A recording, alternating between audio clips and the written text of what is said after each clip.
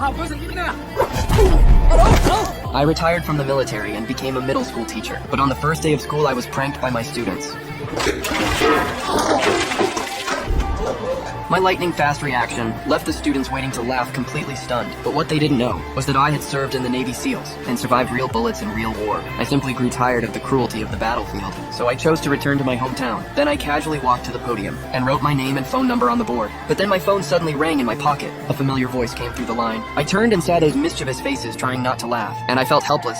I knew that with these troublemakers, traditional lectures would never work, so I decided to teach them in my own way. Then I took a rubber band from the supply box and randomly picked up a piece of chalk.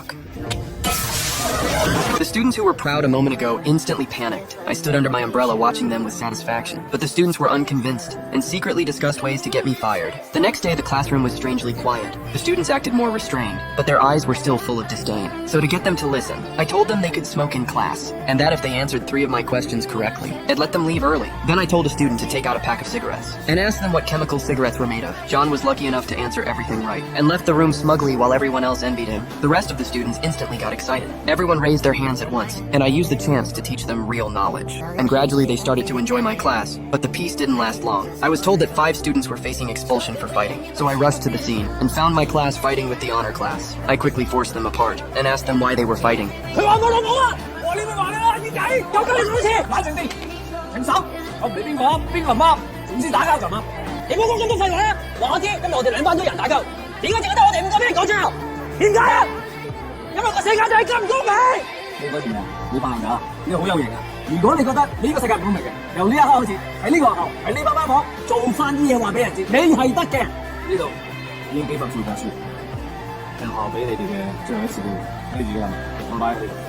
At that moment, I wasn't a soldier who only knew force, but a teacher who wanted to make them better. And the students finally understood my point. To fully understand Tony's situation, I decided to visit his home. In a rundown public housing unit, I met Tony's grandmother, but during our conversation, I learned Tony had been missing for days. And Emma told me that Tony often worked as a helper at a boxing gym. So after the visit, I immediately went to the gym his grandmother mentioned. But when they saw how gentle I looked, they didn't take me seriously and arrogantly told me to leave. But then a familiar cry for help came from the lockers. Tony was inside and scared so badly he wet himself. So the fight between me and them was about to erupt.